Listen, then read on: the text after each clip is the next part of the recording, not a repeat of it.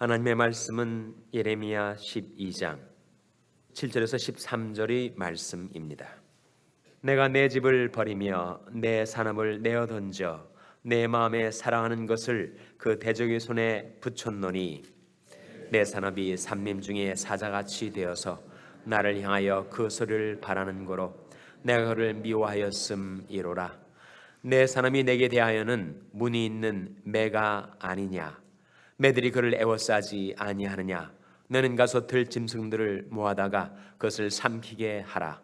많은 목자가 내 포도원을 회파하며 내 분깃을 유린하여 나의 낙토로 황무지를 만들었도다. 그들이 이를 황무케 하였으므로 그 황무지가 나를 향하여 슬퍼하는도다. 온 땅이 황무함은 이를 계의하는 자가 없음이로다. 회면하는 자들이 광야 모든 자산 위에 이르렀고 여호와의 칼이 땅 이 끝에서 저 끝까지 삼키니 무릇 혈기는 자가 평안치 못하도다. 다 같이 읽으시겠습니다. 무리가 밀을 심어도 가시를 거두며 수고하여도 소득이 없은즉 그 소산으로 인하여 스스로 수치를 당하리니 이는 여호와의 분노를 인함이니라. 아멘. 할렐루야. 저에게 평강의 복을 기원하는 마음으로 샬롬 인사 나누시기 바랍니다. 샬롬. 샬롬. 오늘 토요 새벽 기도에 잘 나오셨습니다. 이 말씀을 낭독하는 제 목소리가 시원치 않아서 죄송합니다. 이 목사의 생명은 목에 있다고 하는데 제가 목을 잘 관리를 못해가지고 이렇게 불편한 목소리를 내게 되었습니다. 송구스럽습니다. 오늘 1일 거리 선교가 9시 50분에 출발합니다. 한 달에 한 번 우리가 LA 거리를 배회하는 홈리스, 더군다나 추운 겨울에 홈리스들에게 따뜻한 음식을 제공하고 주님의 사랑을 전달하는 매달 한 번씩 있는 이 1일 거리 선교를 우리 각 선교회들이 돌아가면서 담당을 하고 있습니다. 오늘 이번 달은 남오공 선교회, 남오공 선교회와 여오공 선교회가 이 일을 감당하는데 이 일에 동참해 주시고 위하여 기도해 주시기 바랍니다. 오늘 오전 9시 반에 교회를 출발하겠습니다. 내일이 벌써 주일입니다. 주일을 준비하는 오늘 하루가 되시기를 바랍니다.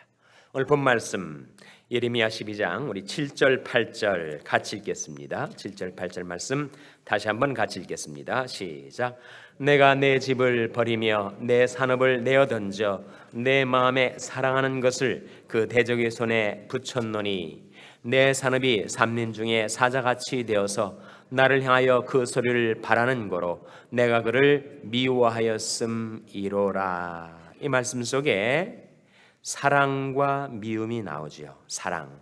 7절 말씀에 내 마음에 사랑하는 것을 사랑이 나오고 8절 말씀에 내가 그를 미워하였음이로다 미움이 나옵니다.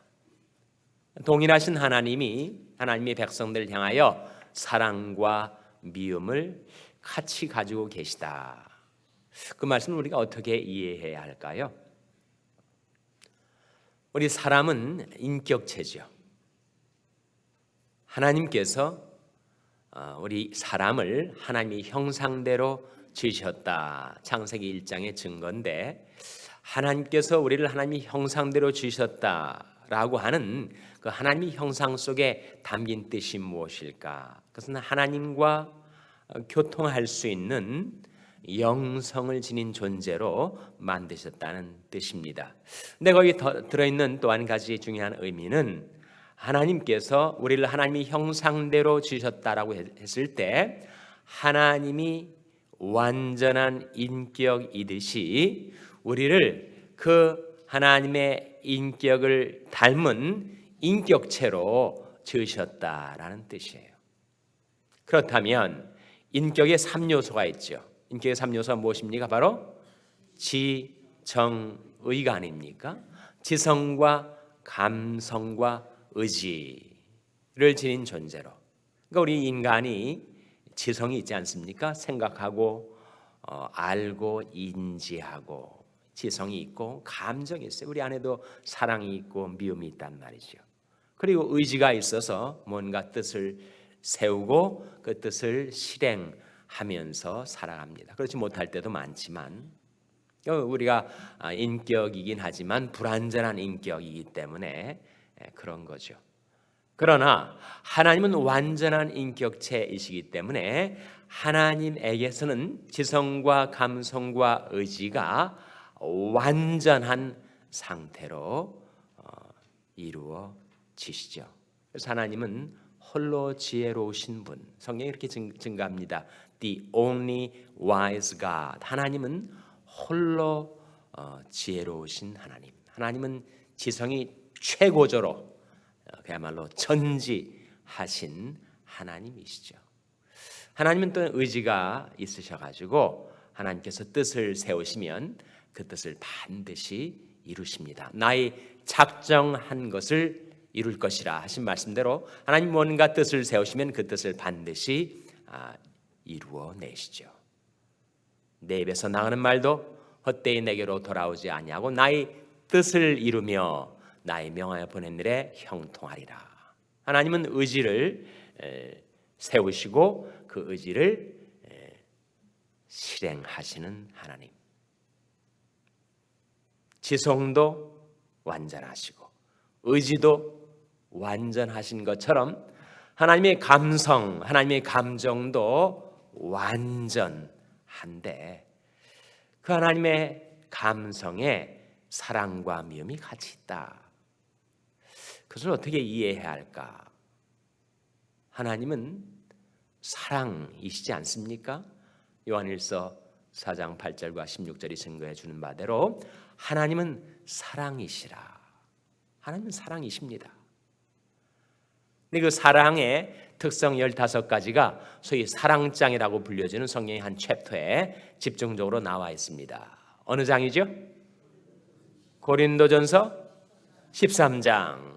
거기에 보면 사랑이 15가지 특성으로 나타나요. 마치 빛을 프리즘을 통과하면 빨주노초 파남보 7가지 색상이 나타나는 것처럼 하나님의 사랑이 그 인격의 프리즘을 통과하여 생활 속에 나타나는 15가지 사랑의 품성이 있다는 거예요. 사랑은 오래 참고, 사랑은 온유하며, 투기하는 자가 되지 아니하며, 사랑은 자랑하지 아니하며, 교만하지 아니하며, 무례히 행치 아니하며, 자기 유익을 구치 아니하며, 성내지 아니하며, 악한 것을 생각지 아니하며, 불의를 기뻐하지 아니하며, 진리와 함께 기뻐하고, 모든 것을 참으며, 모든 것을 믿으며, 모든 것을 바라며, 모든 것을 견디느니라. 15가지 사랑의 특성이 나와요. 세 번째가 뭡니까? 세 번째. 금방 얘기했으니까 좀 기억을 해내셔야 되는데 사랑의 특성 15가지 중에 세 번째가 뭐예요? 사랑은 투기하지 아니하며. 사랑은 투기하지 아니하며. 투기가 뭐예요? 질투 아닙니까? 시기 아닙니까? 그러니까 사랑의 특성 중에 사랑은 투기하지 아니하며가 나오는데 근데 성경에 보면 하나님은 어떤 하나님이시라고요? 하나님은 질투하시는 하나님이시다. 아니 하나님이 사랑이신데 사랑의 본체, 하나님의 속성이 바로 사랑인데 그 사랑의 특성은 투기하지 않는 거라고 했는데 어떻게 하나님은 질투하시는 하나님이 되실 수가 있단 말인가? 하나님이 그 완전한 감성 속에 사랑과 미움이 같이 있는 이유가 무엇일까?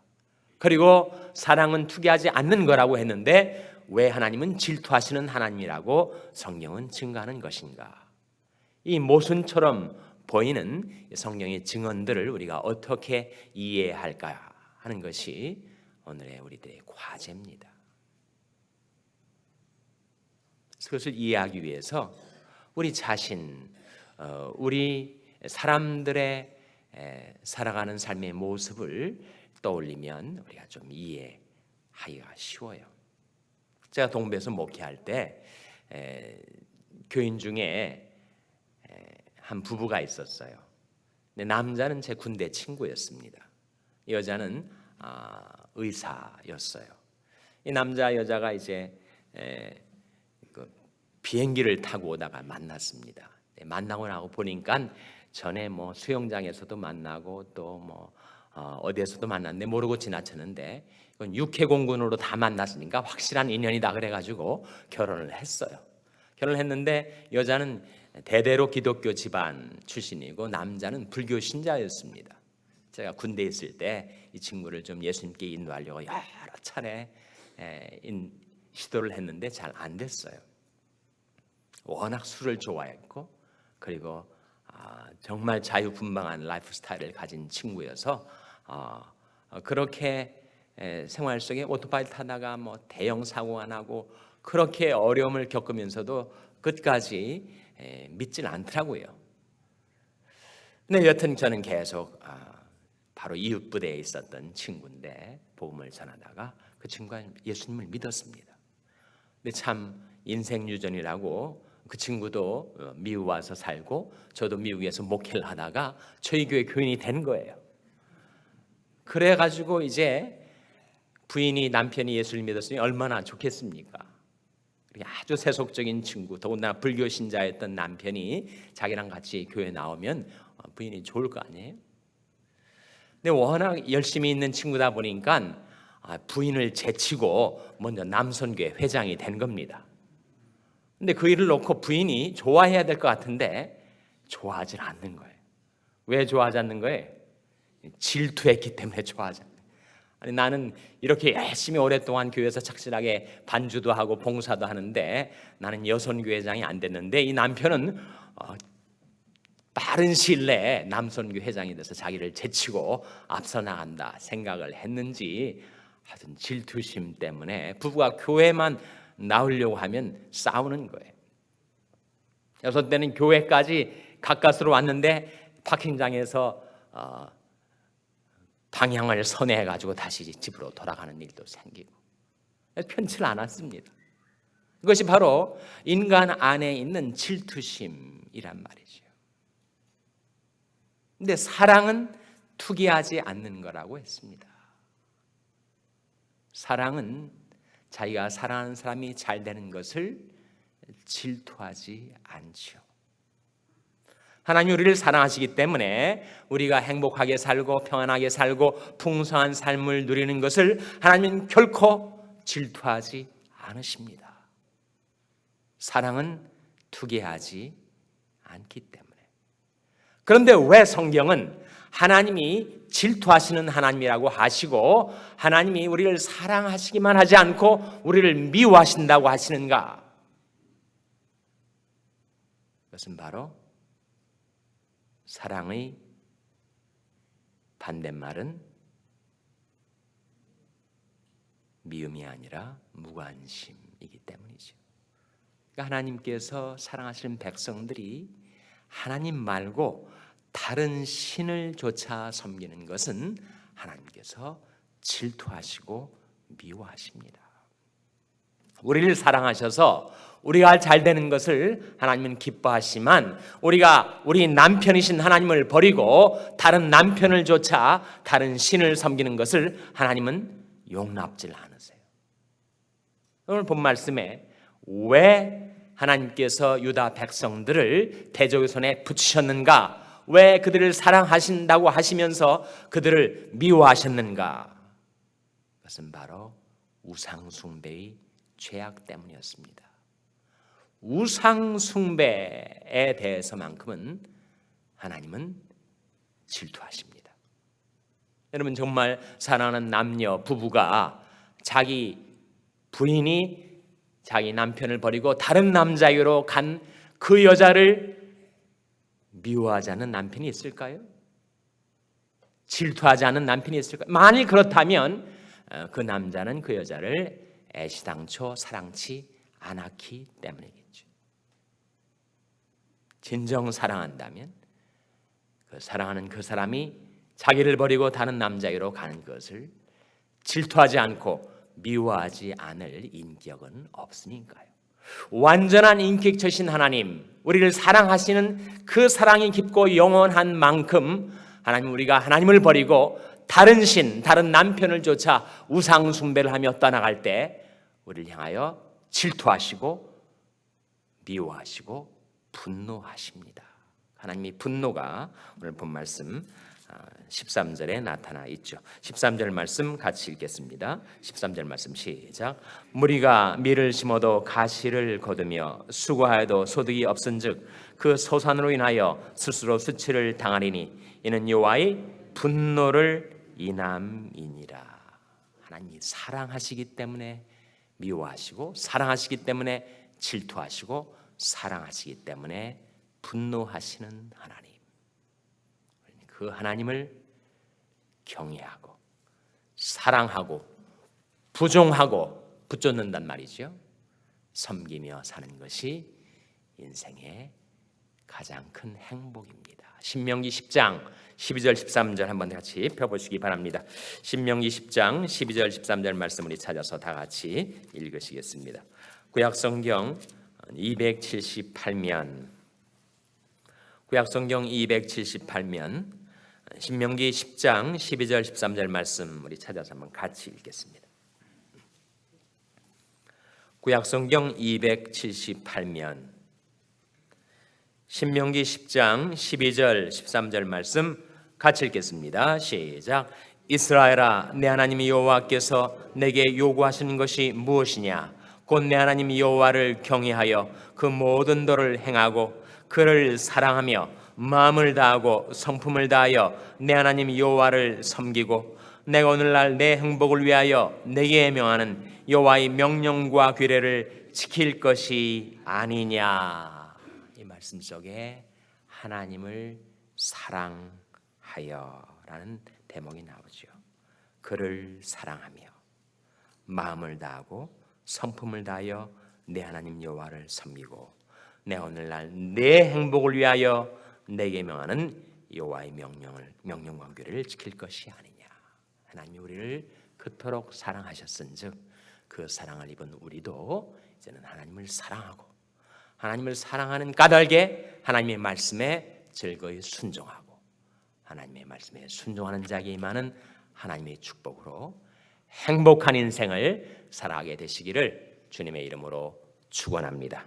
기도하시겠습니다. 오늘 말씀 기억하며 하나님, 저희들이 하나님을 사랑하고 순종하여 축복을 받는 삶을 살게 도와주시옵소서. 기도하시기 바랍니다. 우리 자녀들을 위해서 기도할 때 하나님, 저희 자녀들도 하나님을 사랑하는 자녀들 되게 하여 주시옵소서. 위하여 기도하시기 바랍니다. 우리 병상에 있는 연약한 지체들을 위해서 기도하실 때 하나님, 저 연약한 지체들이 병상에 매여 아무것도 할 수 없을지라도 그 마음이 하나님을 사랑하고 마음으로 하나님의 말씀에 순종하고 그리고 하나님의 축복을 받아 속히 회복되게 하여 주시옵소서. 위하여 기도해 주시기 바랍니다. 우리 샬롬교회를 위해서 기도할 때 하나님, 저희 샬롬교회가 무엇보다도 하나님을 사랑하는 교회가 되게 하여 주시옵소서. 위하여 기도해 주시기 바랍니다. 여러분의 생업을 위해서 기도하시고 멕시코의 김용인 선교사님을 위해서 기도해 주시기 바랍니다. 오늘 출발하는 남 50-50 거리 선교를 위해서 기도해 주시기 바랍니다. 하나님, 저희들을 성령으로 충만케 하셔서